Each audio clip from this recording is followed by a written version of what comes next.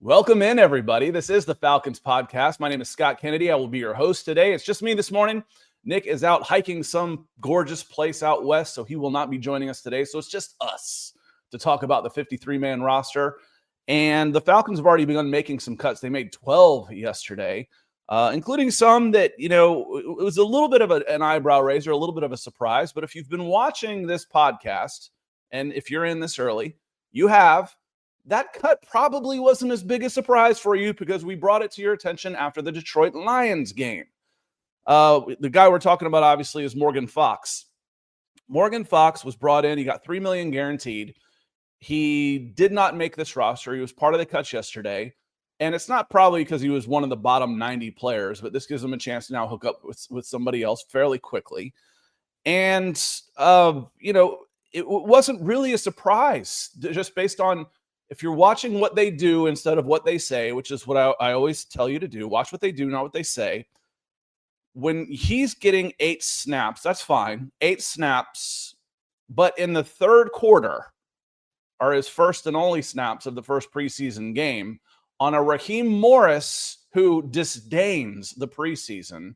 And he's out there at the end, but he didn't play any in the first half because, like I said, or like I was going to say, James Pierce ended up playing most of a game. That's different. He played from the beginning till the end in the second game. And then you're like, wait a minute, that was too much. Let's not play him anymore. He was out there first. Morgan Fox was out there last. So when he gets 8 snaps and at the end against Detroit, we immediately kind of started scratching our chins a little bit saying he's in danger here. Look at the rotation. ESPN's got him pegged in as a starter. I'm not sure he's going to make this team. He didn't make this team. That is, and as Mad Scientist says, figuring they liked our guys better. And I've seen this discussion here, and I'm going to be a little critical of this move from the beginning. People, the apologists want to say, or the ultimate, this is good news. It means, that our guys are in good shape and they like the young guys better and all that. That's fine. But part of roster management, part of salary cap management is scouting your own team and knowing what you have. And then you augment that in free agency. Well, it's just $3 million. Do you know how many players on the Atlanta Falcons have higher than a $3 million salary cap this year? Salary cap hit this year. How many of them do? 23. So on a 53-man roster, 55% of the players have less than a $3 million salary cap hit. Let's not act like $3 million is nothing. It's a waste. So if you like your guys, fine, trust them. And if the guy's not even good enough to make your roster, if you're thinking it's even this close, and you should know that by the time you get to free agency and you do that, it's scouting your own roster. It's the internal scouting on this. And I know, Mad Scientist, I know I never said it wasn't a waste. This isn't about you. This is I see on X, and God, I hate reading comments on X. Then it's $3 million that you could have spent somewhere else, like, offensive line. Again, only 23 players have a cap hit over $3 million. Let's not act like it's zero. And then one of the guys I won't call him out by name here, but, apologizing for it. It's like, well, the Falcons have almost no dead cap nowadays because they've done a good job of roster management. Brother, their dead cap is sitting in their quarterback room right now. 31 out of 32 teams would have parted ways with Kirk Cousins by now. So that's your dead cap money, okay? Let's not act like there's no waste on here and you can afford to flush $3 million down the drain. $3 million is either a really good backup player or, in some cases, a starter for this. So, again, if I like what I see, now let's flip this to the positive. Going through and watching camp and watching preseason, I've reeled off the names of the players that look good out there. Nick has talked about the defensive line. I'm like, listen, there's no proven other than David Onyemata, but I'm seeing Zach Harrison look good out there. Brandon Dorlus looks pretty good out there.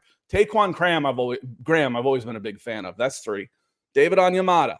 And then you go, Kentavious Street is a solid interior player. I'm forgetting one. LaCale London isn't who I think I'm forgetting. There's somebody else in there I'm forgetting. because there's 6 guys I like, and Morgan Fox wasn't one of those 6. So I think it's all pretty good. It's organic. Good morning, Scott. I'm sorry, this one jumped on me. Marquise. Scott is the greatest after the fact guy on YouTube.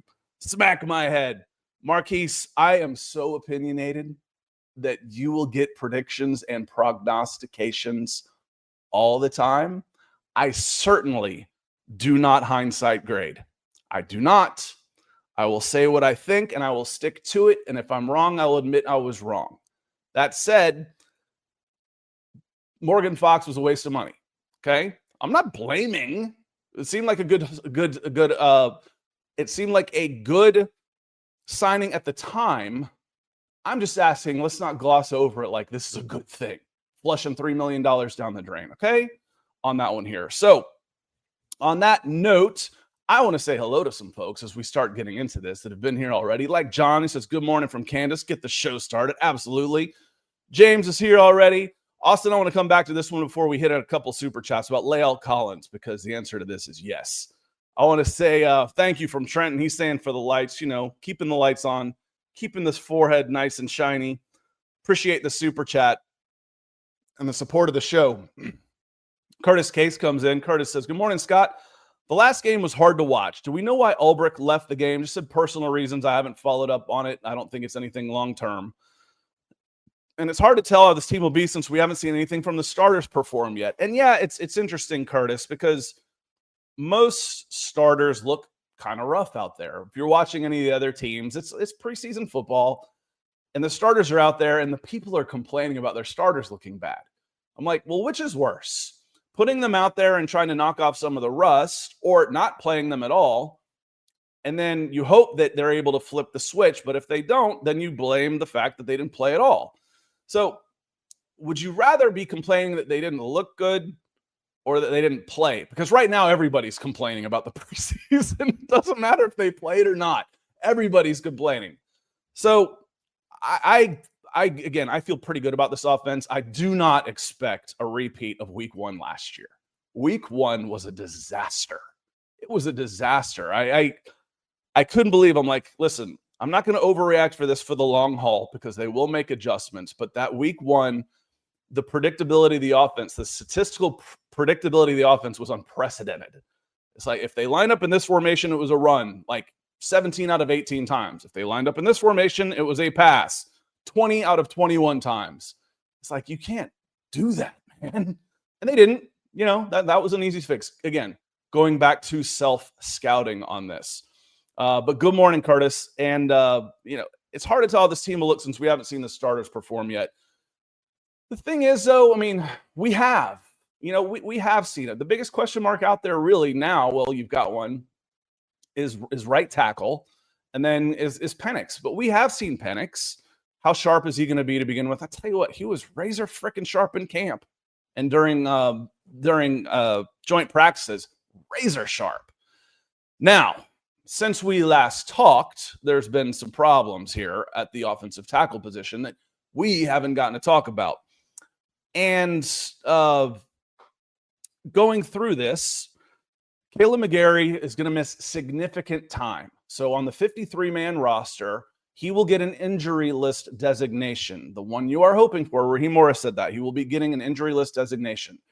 The one you are hoping for is designated to return. So they've changed the rules up a little bit here on this.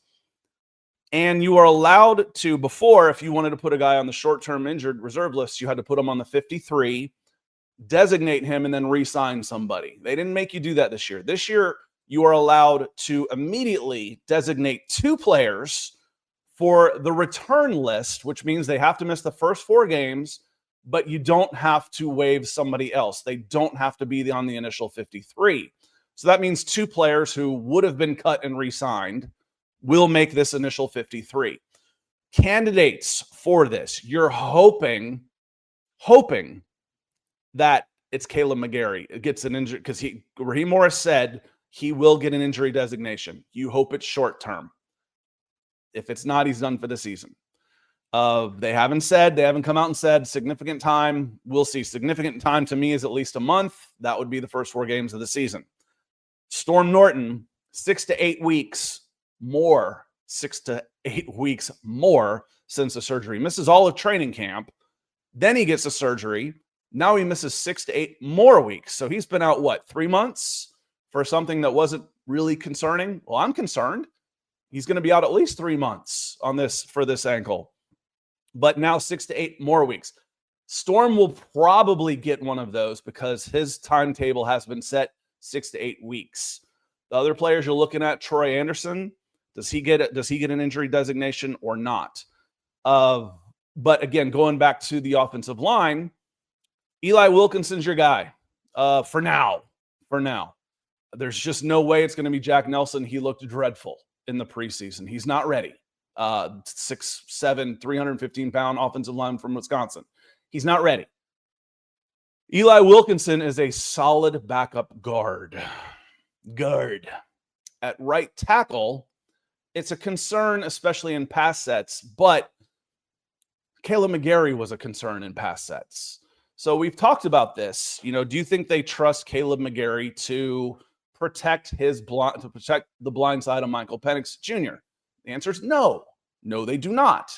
That's why Charlie Warner is your starting tight end. That doesn't change. Charlie Warner will be glued to the hip of whoever the right tackle is. They'll basically be going out there with 6 offensive linemen. That's not going to change. Caleb McGarry is an elite run blocker. Elite. Chris Lindstrom, right guard. Caleb McGarry, right tackle. Charlie Warner, tight end on that right side, is as good as any in football. I'm replacing him with a guard. Okay. So that means I should be able to still run the ball as long as they're not stacking the box too much. So my initial thoughts on this are, good God, they are so toast at right tackle. I believe they will sign somebody and try and work them out. Will that be Lael Collins? I'd be on the phone with them, no doubt. Come in for a workout. We want to see you move. Work out for a week. We'll see if you make the team or not. It might cost somebody the roster spot for a little while. Sign him to the practice squad. It might happen. If you get him, I think there'll be enough demand that you have to put him on the 53 and give him a little bit of guaranteed money. Like $3 million. Won't be that much, I'm teasing. But they will be in the market for offensive tackles, and I swear every single offensive lineman I have seen waived in the last 24 hours, I have looked them up on Pro Football Reference and PFF to see if they were tackles. Terry Fontenot and the Atlanta Falcons are doing the exact same thing. But right now it's Eli Wilkinson, and he and Charlie Warner are going to be joined at the hip on the field. And it will limit some of the things you're able to do in pass sets, but you got to protect your quarterback first and foremost. And then in the running game, I don't know that you're going to lose a ton because Eli's a guard. Interior linemen like to mash. So yes, I would be on the phone with Lael Collins and see what he's got. He was just cut from the Cowboys for sure. Let me see here. Sam Clont says, I think C.J. Henderson makes a team, and I hope he pushes for cornerback too. They've got a lot of corners still out there. So on the corners, they still have 11 on the roster. They still have 11 corners on the roster. I think they kept 6 last year. In alphabetical order, D. Alford, Billy Bowman, Natron Brooks, Kobe Bryant, Mike Ford Jr., C.J. Henderson, Mike Hughes, Dante Manning, Clark Phillips, Keith Taylor, and A.J. Terrell. Lamar Jackson was cut. Of those that I think should be pretty safe, A.J. Terrell, Mike Hughes, Billy Bowman. After that, I'm not sure. There's room to make here, but D. Alford might make this team as a cover guy. If he's, ironically, that's where people have had the biggest problems with him. Billy's going to make this team. Natron Brooks has had a good. I don't know that Kobe Bryant's going to make this team. He might get re-signed to the practice squad. Should be. Mike Ford, meh. Dante Manning, I'll be honest with you, I didn't even know who that was.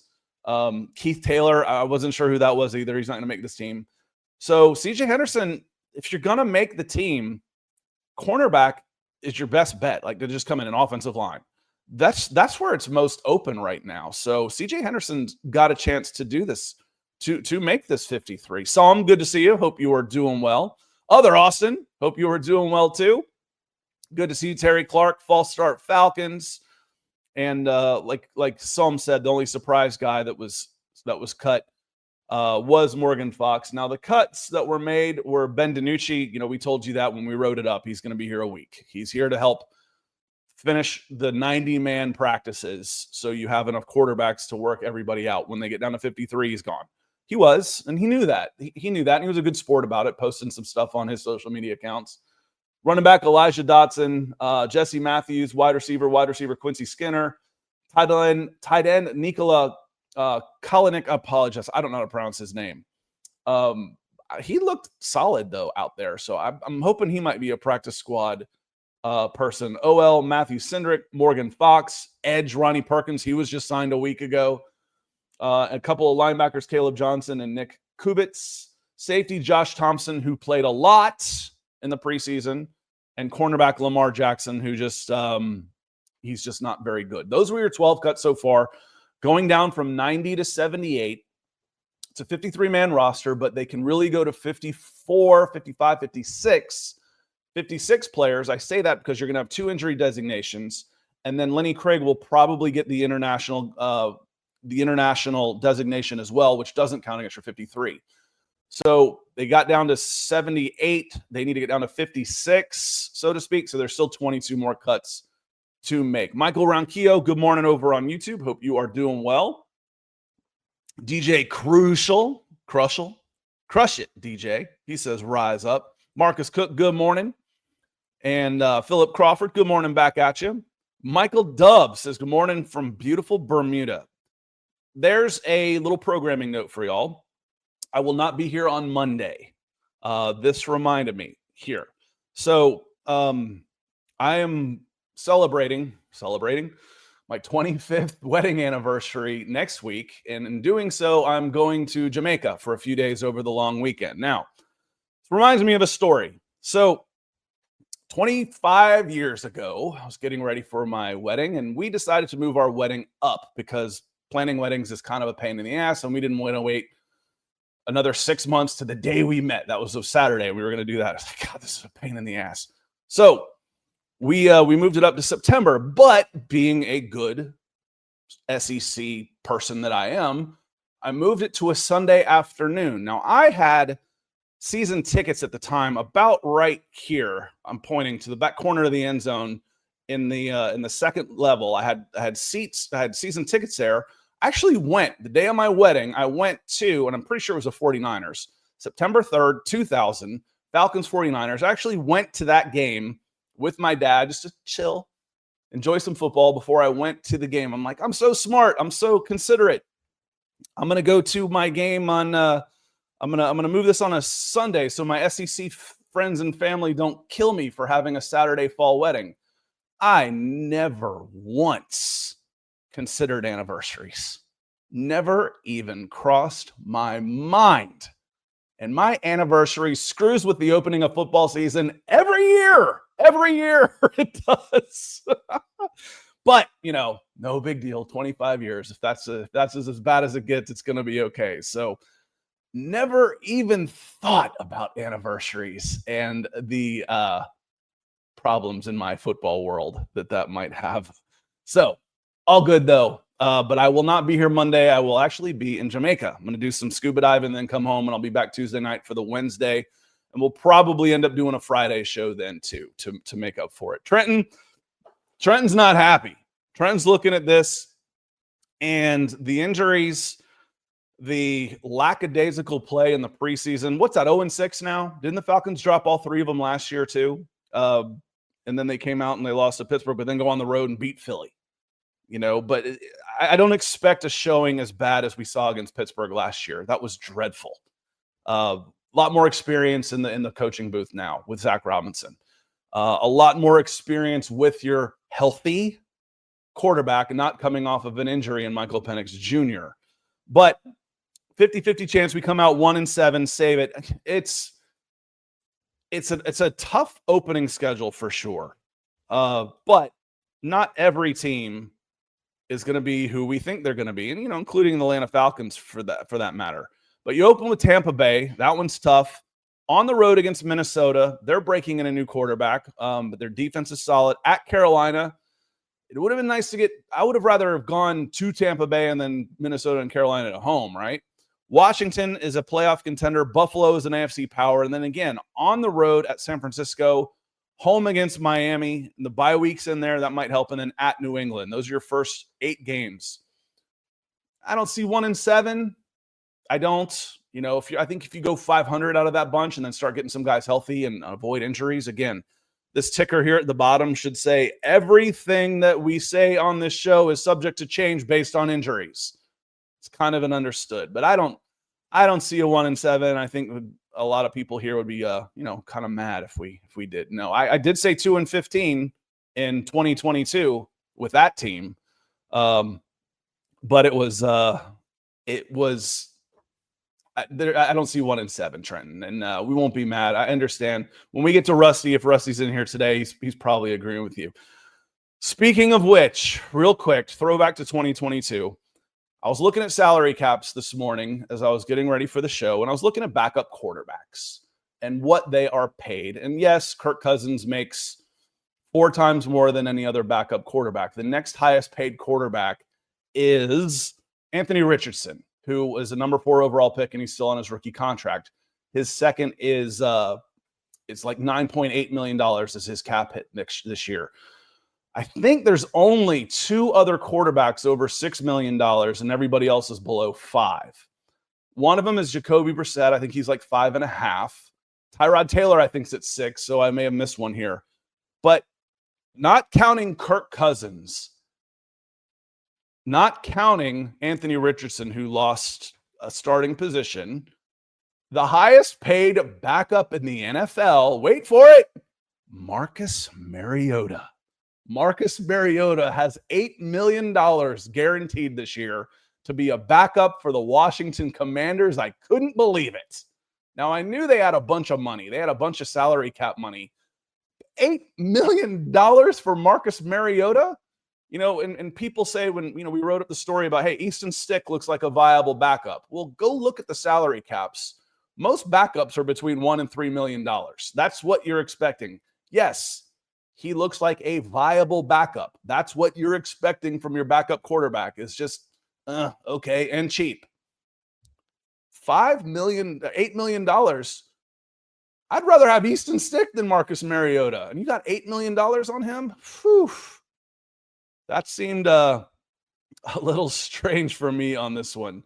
It's organic with a nice note for everybody. Good to see you. He says, good morning, Scott. Everybody hit that like button. Yes, please. And AJ has a great question. Scott, realistically, is it possible to add an offensive tackle better than what Wilkinson gives us? Yes. Whether a trade, cut, or signing, is it realistic, or are we just going to have to work with what we have? I've laid out how it's going to work with what the Falcons have. It's going to be Eli Wilkinson with Charlie Warner in his hip. It's going to be a 2-man right side, period. If they come out, if Eli Wilkinson is out there naked, sorry, but you know what I mean, by himself out there on the right side without any help, it'll be a quick pass or a run. It'll be a get rid of the ball in a hurry. It will not be a 7-step drop, scan the field, figure out where to go through your progressions and throw. It'll be a quick hitter, and it'll be a tip to the other team, the defensive line, and the linebackers and the coordinators will look, okay, they've got him by himself. The ball's coming out quick. Let's start moving up. Okay, well, let me throw a fade out to Drake if I get one-on-one to try and combat that. There are ways to help mitigate the problem you have while you hope that you can cover it up for a little while. But the main way on this is going to be Charlie and Eli are going to be working together. They're going to be one person out there, and Charlie's is a blocking tight end. That's what he's there for. But can they do better than that in after cuts? They're going to be scouring the waiver wires exactly the same way I have been the last 24 hours. Is offensive lineman tackle experience is any good? Get on the phone. Will that person be on the team on week 1? I don't know, but they will be diligent in trying to find somebody to come out here and do that.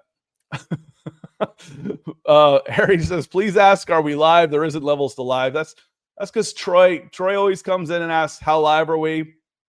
It's either live or we're not, but we are 25 minutes into the show. God, already? This is flying by. 25 minutes into the show is where we are now. And TJ comes in. He says, funny to me how negative people viewed McGarry for years. Now the season is over without him? ? Fox signing was mid. Now it's such a loss he was cut. It's always something. And TJ, part of that comes along with 7 straight losing seasons and being one of the 5 historically worst teams in the NFL. They haven't earned the benefit of the doubt with some of these moves, but the cynicism is earned. It's not just people are complaining. The Falcons fans are abused, man. They're used to being kicked. I mean, I understand the negativity. We will try and present both sides, but there's always this feeling of here we go again, because we've been on this ride for 60 years. Falcons fans have. So I get it. But again, McGarry, what's McGarry's strength? Bonk. McGarry's strength is run blocking, okay? And we said before, I've said it a zillion times, no, you do not trust him in pass protection. That's why Charlie Warner is there. That's why Charlie Warner had more snaps than Kyle Pitts to end the season last year. I like Storm Norton as a swing tackle. I said, okay, I'm not overly worried about the offensive line depth because I think Eli Wilkinson's a good guard, and I think Storm Norton is a good offensive tackle, swing tackle to go in, and it's done a decent job. That makes 7 offensive linemen, and you usually only keep 8. So you're okay, at least 8 active on game days. That's okay. Well, now Eli's moving to right tackle where he's not very good, and Storm's out. So, yeah, I'm a little concerned about that position. But as we said, we've gone through several ways. I think this will, you can mitigate this. There's enough other good spots out there. And again, it helps having Charlie Warner. It really does. Charlie Warner is arguably the best blocking tight end in the game. That makes a difference. He's going to help whoever is out there, including Caleb McGarry on that. Let me see here. Xavier has a question. He says, is it that the team spent money on Fox and then cut him, or is that he didn't look good as they thought and live up to his namesake? It's Morgan Fox. Well, Xavier, to be fair, he didn't get a ton of money. He got reserve lineman money. He got $3 million guaranteed. It was only like 1.5, and it was a 2-year deal. And if you move on from him, it's going to cost you $3 million. It cost you $3 million. And frankly, he didn't look as good as someone like Brandon Dorless. And the thing is, he didn't make sense. People kept calling him a nose tackle, or like a defensive tackle. That didn't really ever make sense. This is why we talked about, if these are your guys, a 4-man front makes so much more sense. He's too small to be a 3-4 defensive end. 275 pounds. He's okay, but he's more of a true 4-3 defensive end and he's not really necessarily quick enough to be out there. So there was kind of like a depth signing, and maybe he can help do some things in the room. But the guys that they have, I like better for what they're trying to do. I absolutely do. And I have not been nearly as down on this defensive line as a whole as the rest of creation. And I understand it. If they say the Falcons have the number 30 defensive line in the NFL, I understand that. They want to see results. They have to see it. They're reactionary. They're not predictive. Even stuff like the future power rankings. Oh God, I almost cussed. But for goodness sake, they look exactly like the regular power rankings. It's like, oh yeah, you've got a good quarterback. Well, what about your young players? What about these guys? They don't. The NFL, when they do prognostications, they don't care about unproven players. They really don't. They will go overboard the second an unproven player starts to look good, though. They will overcompensate, right? Jaden Daniels. Like seeing Jaden Daniels in the top 5 of these quarterback lists feels a little premature to me for something like that. But Xavier, flat out, Morgan Fox was not one of the 6 best defensive linemen on this team. That's what it boils down to. He was not. And now he's not on the team. So that's okay. If this speaks well for the increased depth of the defensive line, what I would have liked to have seen is that to have been a understood beforehand, and now I can use that $3 million somewhere else.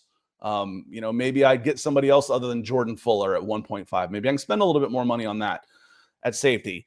Maybe I can get a little bit better for my 8th offensive lineman because I've got another $1 million to throw here or there. It's all part of roster management on there. But the positive side of this is I don't think I like the young defensive line, and I have since we've started this podcast since training camp on that. Want to come back to Jet Jones is here coming in with a super. Says, good morning, Scott. This podcast is definitely my favorite part of this 4-hour drive every Monday. Well, where are you going, brother? That is a long way. So glad I can help kill an hour for you. I do audiobooks is what I've started doing for my long drives.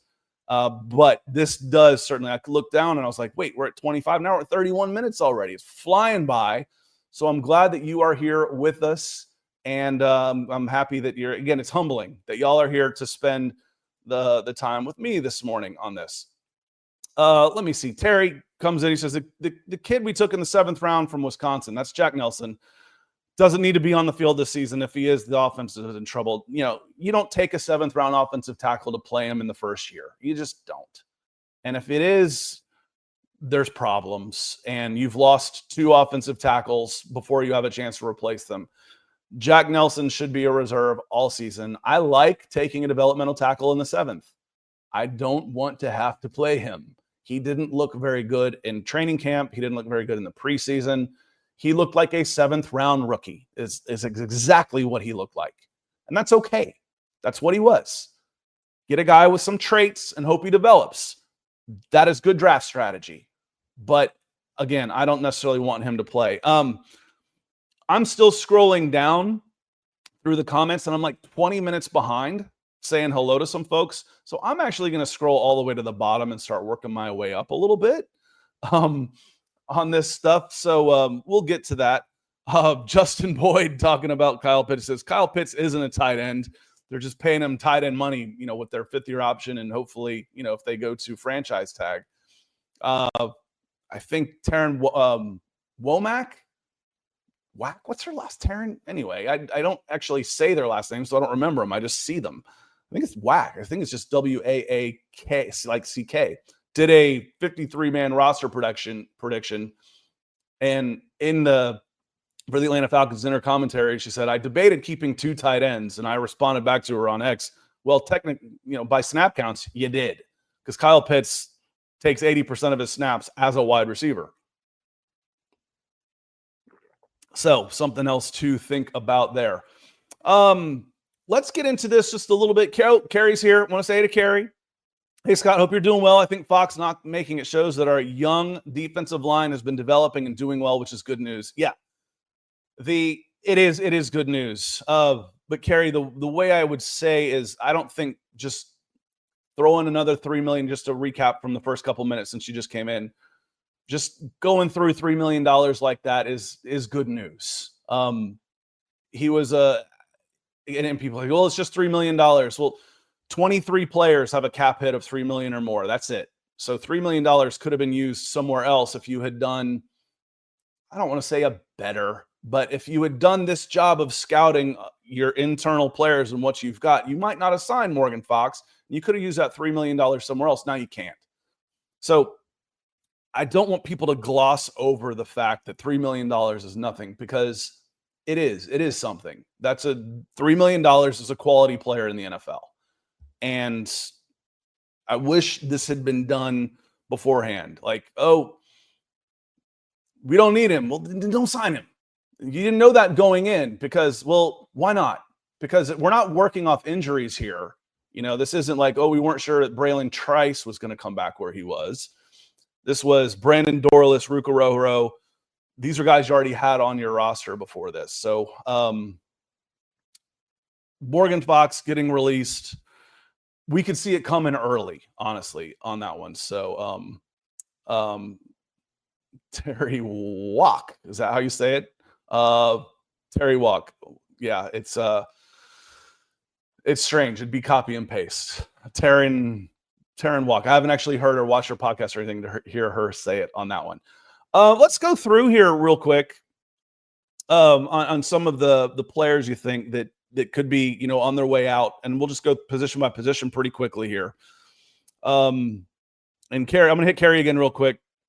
So I'm not comfortable with Wilkinson as our starting right tackle based on what I've seen him in the preseason. Hope I'm wrong or we have another plan.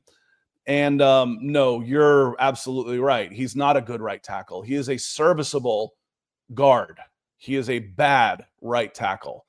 He will have Charlie Warner in his hip pocket as long as he's out there. So on that one. And Jack says, glad you made it. Jack says, what's up? Hope you're doing well. He's getting the coffee emoji. I'll drink to that. I got my Lion coffee. Drinking out of my dragon mug. So let's play McGarry. Pray McGarry isn't out for the season.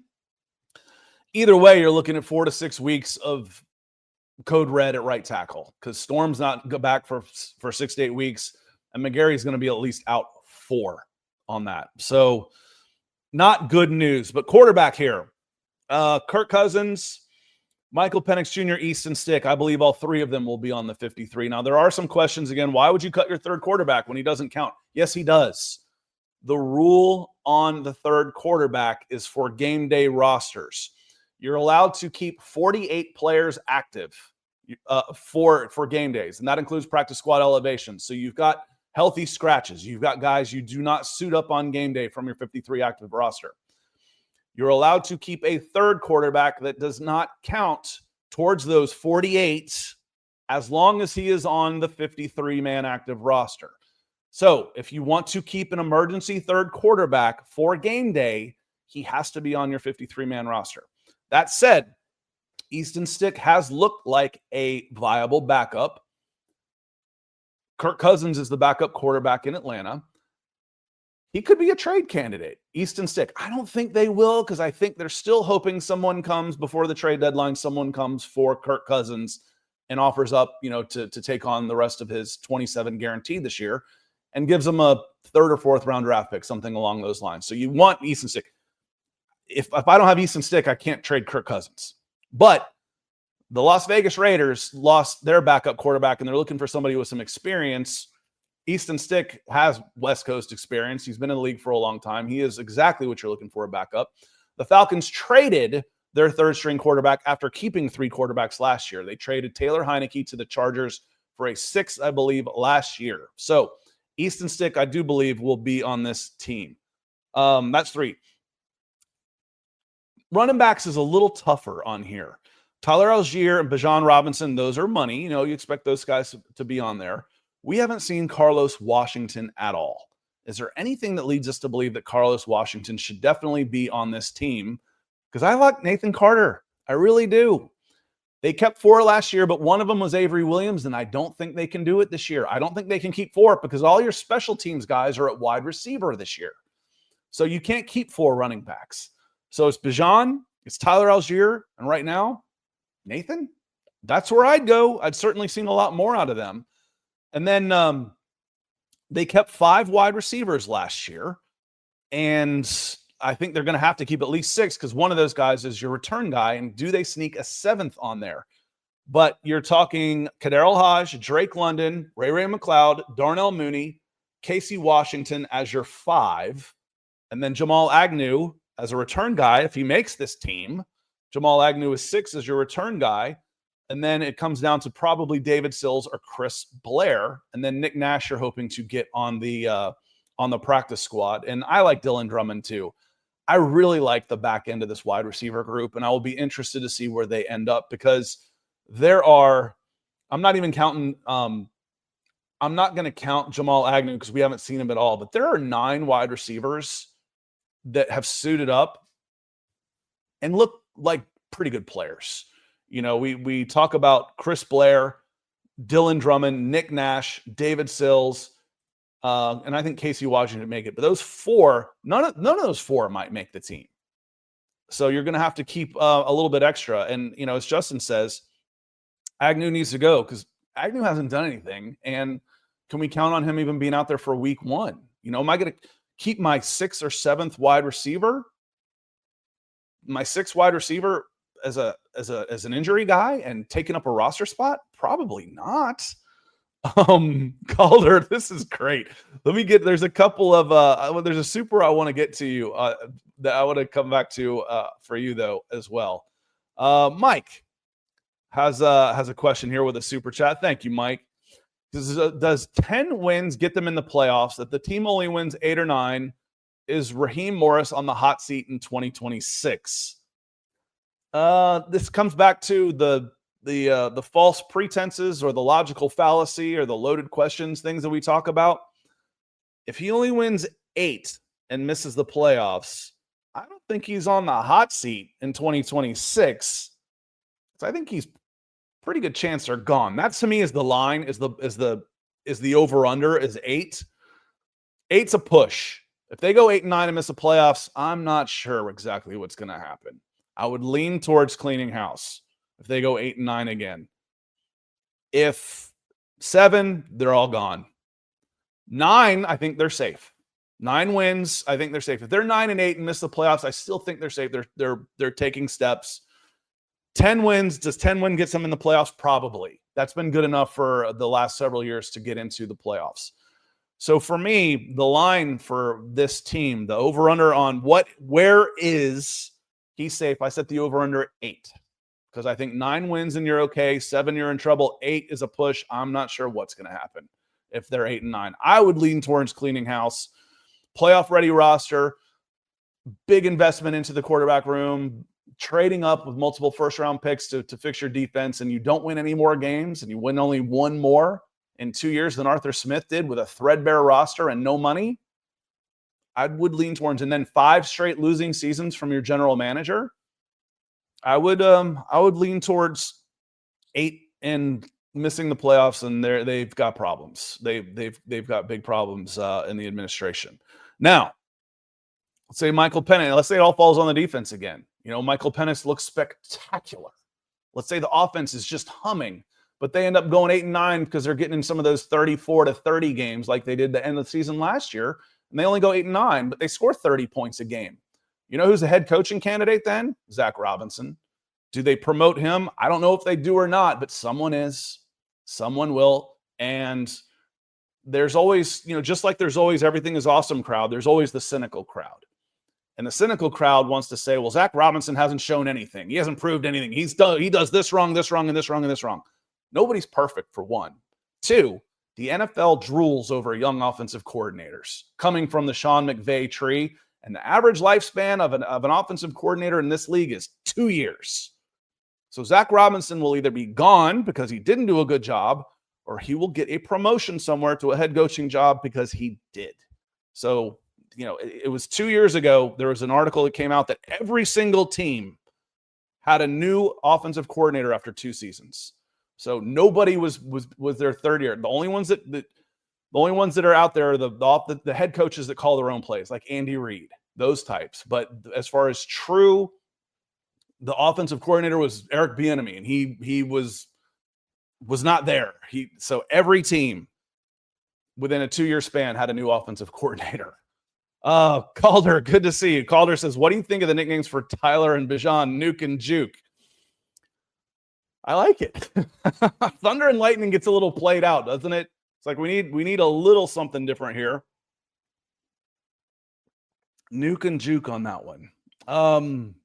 It doesn't roll on there, but it certainly is descriptive on there. So it's not bad.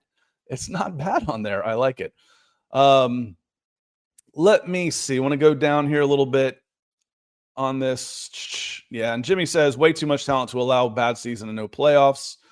If they win 8 or less, fire everybody. It's kind of leaning that way. I would lean that way too. But part of it is, again, you guys have heard me say this before. There's no such thing as being unbiased, right? Bias is all of our experiences in our life that help shape who we are and help make our decisions. There's no such thing as unbiased. So my bias in this case is watching Arthur Blank stick with guys too long. And we've seen him do it a bunch of times. Now, he didn't with Arthur Smith. Arthur Smith got his 3rd year. He earned his 3rd year, went 7-10 after $200 million in free agent money. and made a bad decision at quarterback and won the same amount of games. 7. He was fired. Okay. Well, that was more of my recency bias. Is Arthur Blank a little more ruthless? I don't know. And frankly, y'all, I don't want to find out. I don't. Let's get 10 or more wins in Atlanta and see what we've got here. So I don't want to find out.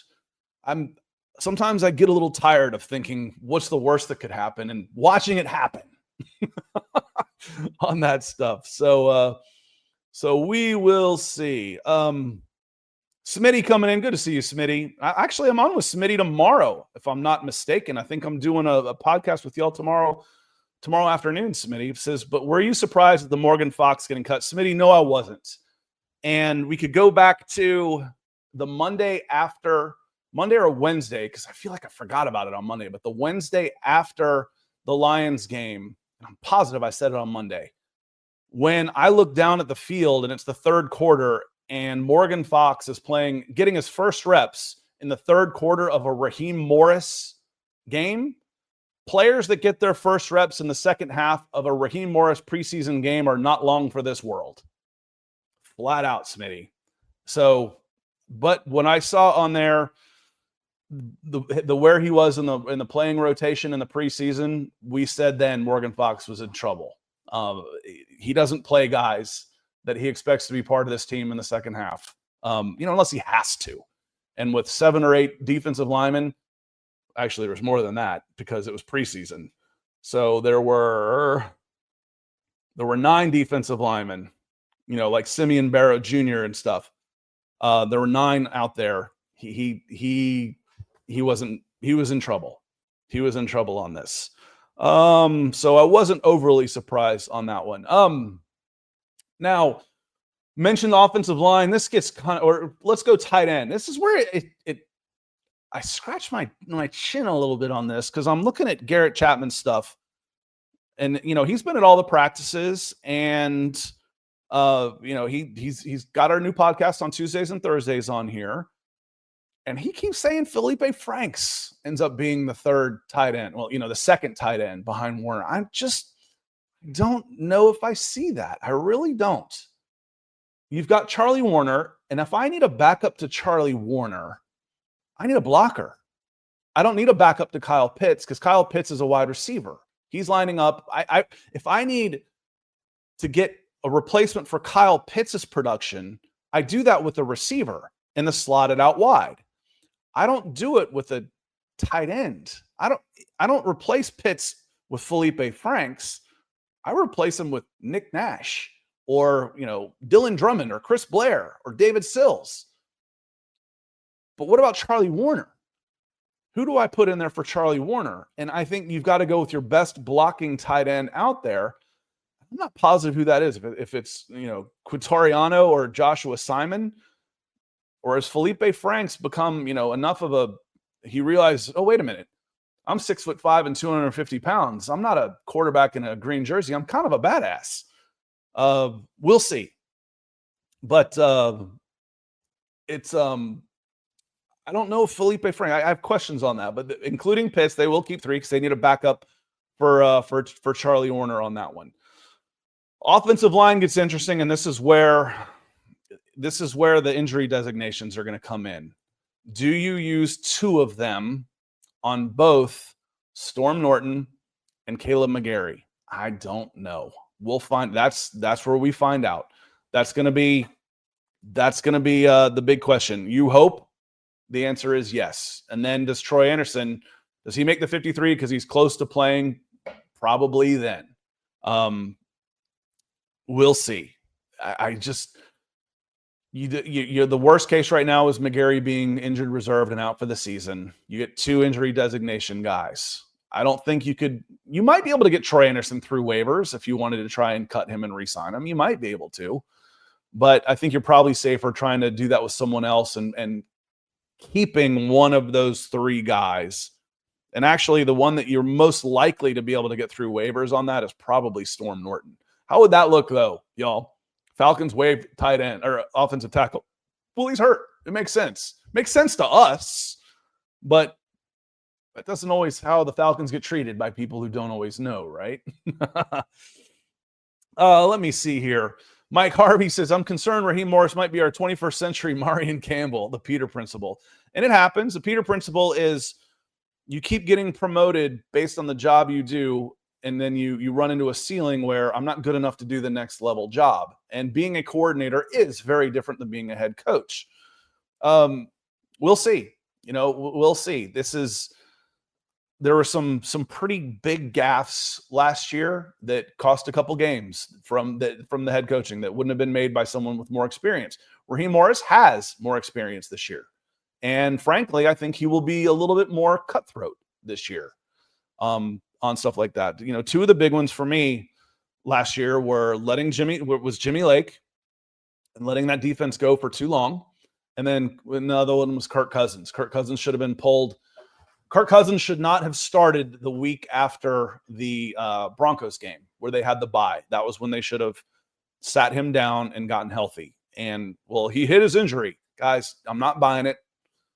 Again, I'll use a pitching analogy here. If Chris Sale goes out there and his fastball's down 5 miles an hour and he gets rocked, he's not starting in 4 days, not until they see his velocity. It was obvious, and there's enough analytics out there between spin rate and ball velo and all this times of things to know that Kirk Cousins was not throwing the way he was supposed to throw. There was something wrong. And he waited too long and ended up losing the season on that. So those are two I think he'd like to have back. But yeah, Mike, I mean, how do you not like Raheem Morris? I mean, he's got a megawatt smile. He's super personable, but that doesn't mean I necessarily want him as my head coach. He's got to prove that. I said that about Nick Saban forever. I don't want him as my. I don't want him as maybe not want to go golfing with him. That's not necessarily true, but Nick Saban's kind of an ass, especially as a coach. Damn, he's a good coach. Sean Payton, we know he's an ass. He knows he's an ass, but he's a good coach. I don't need these guys to be. I mean, I root for someone like Raheem Morris. I want him to succeed for this franchise for Atlanta, but he's generally a good dude. So you want good people to succeed because there's not enough of them in sports and big money business like the NFL. Moving now, let's go to the defensive side of the ball. I think they kept I should have these numbers up in front of me. I think they kept 6 last year. And right now, I think 6 looks like the number. It depends on if they keep LaCale London or not. So you're Brandon Dorlus, Taquan Graham, Zach Harrison, David Onyemata, Rook, and Kentavious Street are your 6 for your interior line. Those are your guys. And then the bubble guy is LaCale London out there. Edge rushers, they only kept 4 last year. I think they keep 5 this year. Arnold Ebiketie, Leonard Floyd, James Pierce Jr., Braylon Trice, and Jalen Walker. I think they do keep 5 on there. Inside linebacker is where it gets interesting because they still have D'Angelo Malone listed as an edge, but really he's a special teams guy. Where else can we use him? And he's been playing inside linebacker out there. So, Divine, Caden are there. And then do you want JD Bertrand? Right now I think probably yes, but if I only keep 3 and Troy Anderson, would I rather have D'Angelo Malone or would I rather have JD Bertrand? And John, I think I saw you come in, or Michael Lewitzki, I think, came in and said, I'd rather have, D'Angelo Malone hasn't shown anything. JD Bertrand's at least looked good. No, he hasn't. I disagree 100%. JD Bertrand has looked not good enough to be out there on the field. And D'Angelo Malone has some upside where he can contribute. He's a really good special teams player. And as your 4th linebacker, fine. I think he's a better option at 4th linebacker, special teams, than JD Bertrand out there. But we'll see. Again, a lot of this is going to come down to injury designations and what they do with Troy Anderson. This whole I don't plan on seeing him week 1. I don't think anybody else does either. Safety, this one looks pretty set to me. Jesse Bates, Jordan Fuller, DeMarco Hellams, and Xavier Watts. That's 4. They already cut Josh Thompson. And then cornerback, my goodness. Again, Billy Bowman, Mike Hughes, AJ Terrell, those are your locks. Those are the only three I would put my mortgage on the line saying that they will definitely make it. After that, CJ Henderson looks like a guy who can make this team. Natron Brooks or D. Alford, Clark Phillips, those guys are all fighting for spots on there. So they've got 11 guys still on the roster. Let me see how many they kept last year, just to be sure. Initial pops right up for me because I've typed it in so many times. In cornerbacks last year, they kept 5 out of the gate. 5. They kept 5 corners and 4 safeties. So I've mentioned 3 already. And then the other 3 that the 5 they kept last year was AJ Terrell, Mike Hughes, D. Alford, Clark Phillips, and Antonio Hamilton Sr. The 3 they keep this year for sure are AJ Terrell, Mike Hughes, and Billy Bowman as your nickel. If they only keep 2 after that, is it CJ Ford? Or I'm sorry, CJ Henderson and then Mike Ford? Some questions there. There's some big questions there. There's none of them that are like, the Falcons haven't used a day 1 or day 2 draft pick on a cornerback since AJ Terrell in 2020. This depth chart of corners kind of shows that. There's nobody on there that's like, oh, we got to keep this guy. It's okay. Maybe we can make hay on this with our 3rd or 4th guy out there. And I think Billy Bowman Jr. is going to be the rookie that plays the most snaps in the first couple of weeks. He's going to be needed out there. And then your specialists are pretty well set. Younghoe Koo, Bradley Pinion at punter, and then Liam McCullough at long snapper. And then I think Lenny Craig gets the international designation. I think he has to pass through waivers to do so, though. So that will be interesting to see on that. Let me clean this up. We're right at about an hour. So I want to go through some of the other questions we have. Let's see. Trenton says, can we stop talking about Nash and Kobe Bryant, NCAA Hall of Famers? Nick Nash has looked good out there, though. Kobe hasn't been healthy enough to show anything, but Nick Nash has looked fine. I think he's looked really good in traffic. I don't think he's going to make this team. I think there's not enough spots, and you've got guys out there who have also looked good in Chris Blair, David Sills Jr., Casey Washington has locked up a spot, I think, on this team. So there's just not enough room. But I think Nash comes back to the practice squad, and I think Bryant would re-sign with the practice squad too. But remember, everybody, you can't just put them on the practice squad. That's not how it works. They have to pass through the waiver process. Not a lot of players get claimed. Everybody's always so scared when we cut our guys, everybody's going to come and get them. It doesn't happen very often. There's only like 5 or 6 across the entire NFL. Almost everybody re-signs their own guys. They want to hold on to their guys that have been there too. Rusty, I knew you were going to be on the negative side of this. Worst case scenario, 4-13, everyone gets fired. We don't make Zach Robinson the head coach, and the Rams have our pick, which is top 5, and we hire Lovie Smith. Yeah, or the Rams, Sean McVay retires, they hire Zach Robinson and the top 5 pick. Yeah, you know what's worse than being bad? There's 2. Being bad and boring, that's worse. But being bad and not having your first pick, that sucks. It sucks. We went through that when we were doing the Broncos for breakfast, and they traded away a couple first-round picks for Russell Wilson, and they stunk. It's like, yeah, but let's look at the draft and where we can. Crap, we can't even do that. We don't even get our reward for losing. So, worst case 4-13. I don't know. Looking at the best and worst case scenarios that came out, we've talked about this team as having a wide variance. The variance between best case and worst case from ESPN's article was 8 wins. It was something like 5-12 to 13-4, or it was probably 4-13, like Rusty said, up to +8 would be 12-5 was best case, something like that. But it was an 8-game spread, which was tied for the biggest spread in the NFL. Most teams were 5 games was from their best and worst case. And that says a lot. I agree 100%. It says a lot about this team. It is a high variance because there are so many questions on this. But like we said, there's multiple answers to most of the questions that they have. And hopefully when you've got multiple solutions, one of them will be right. One of them will be the right solution. You don't have a good pass rush. Yeah, but Leonard Floyd, Jalen Walker, and James Pierce Jr. are there to address things. And Jeff Ulbrich is there to actually play defense instead of backpedal. Get on your bikes and ride backwards. Those are big things. Those are a lot of things that can help the team. You lose Justin Simmons. Okay, well, sign Jordan Fuller, who's been in the system before. Again, Jeff Ulbrich should put everybody closer to the line of scrimmage so they're not out there tackling and trying to tackle in way open space. And you drafted Xavier Watts, who looks pretty good as well. So again, there's multiple answers to just about all of these questions. Hopefully one of them ends up being the right one. But on that note, I am just about to get out of here. Let's say some goodbyes on here. Michael Ronquillo says, great show today, Scott, on the Falcons podcast. Thank you, sir. Jack says, do you have your eye on any OTs that might get cut around the league?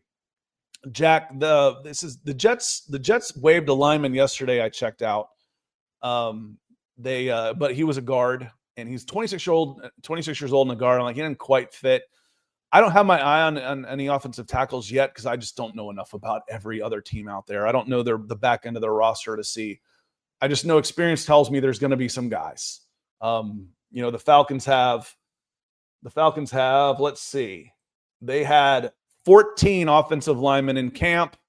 They kept how many last year? They kept 9 last year. So they were cutting 5 last year. They kept 9. If everybody's cutting 5, that's 30 times 5. That's 150 linemen that are about to hit the waiver wire. Is one of those better? One better than Eli Wilkinson at right tackle? What odds do you want to give that one out of 150 guys that are about to be out of jobs is better than Eli Wilkinson? I'll take that bet. I'll take the field. I'll take the field on that one. So yes, I've got my eye plastered to the waiver wire. I don't necessarily know the names yet. I don't know the rest of the rosters good enough. Joe, he says, does Nathan Carter make the 53? I think so. I think so. Unless they are so enamored with Carlos Washington that they're willing to keep him as the third running back, despite the fact that he's hurt, which doesn't make any sense to me. But again, I can't tell you how many times I'm wrong trying to predict what the Falcons are going to do because I think historically and logically, and they do things that aren't always kind of by the book. So I'm wrong on the Falcons a lot compared to other teams that I cover. But I would think Nathan Carter makes his team, and I think Carlos Washington, I haven't seen enough out of him. Maybe they have. But I haven't seen anything that makes me think Carlos Washington should be a lock for this one. Let me see here. Let me see. And as Terry's saying the backwards, there's no way in hell the Falcons only get 8 wins with a healthy Michael Penix. He's just too good to be a loser. Confident with the ball in his hands, 9 to 11 wins most likely. It's the other side of the ball. It's the defensive side of the ball, I think. I like the offense out here. I think the offense is going to be good, even with your big concern at right tackle. And, people see the big contract that Drew Dahlman got. He only played half the snaps last year. Ryan Newsel played the other half. And they were good when Ryan Newsel was playing. They were 5-1 until Kirk got hurt, and they kept playing him. They were 5-1 in Ryan Newsel starts. Caleb McGarry is good. He's not Chris Lindstrom. And he's got his replacement, Eli Wilkinson. His strength would be run blocking. That should help mitigate the strength of Caleb McGarry, who was a liability in pass blocking. All right, I needed to help him anyway. So we'll see on that one. And then the Falcons will be diligent on hitting the waiver wire Tuesday afternoon, starting right now for offensive tackles. That's for sure. And it is a good college football weekend. I know I'll be looking forward. Auburn plays Baylor on Friday night. Clemson, LSU, the battle at Death Valley. That one's at Clemson. Should be a good one as well. Looking forward to that game. I will be out of town. Reminder, I will be here Wednesday. I will not be here Monday. And I'll remind you all again next day. Otherwise, I think we are just about out of here. Jimmy, Carson Wentz signed with the Vikings. Yes. Who'd they trade? Was it one of the Sams? I think they traded to the Eagles. Not Ellinger because he's in Denver, but it was one of the other backups. How something like one of the lifetime backups. They traded the Eagles and then signed Carson Wentz. on that one. Will Nick be here next Monday? I'm not sure. And thank you, Ron. It was Sam Howell.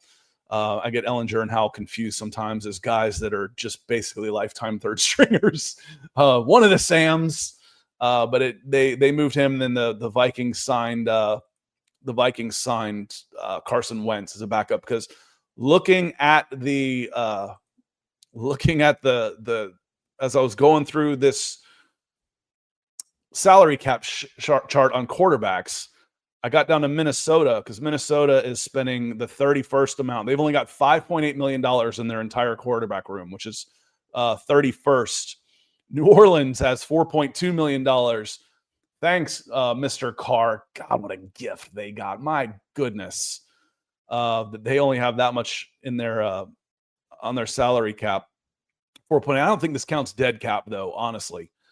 It's just active. But Minnesota's 5.8, and I look over and it says J.J. McCarthy, $5 million. And then the next guy over says Max Brosmer for $840,000. Who the hell is Max Brosmer for $840,000? Yeah, they definitely needed some experience back there as a backup. And I just joked on X. I'm like, damn it, there goes my Kirk Cousins to the Vikings story. It wasn't happening. I was just kidding, y'all.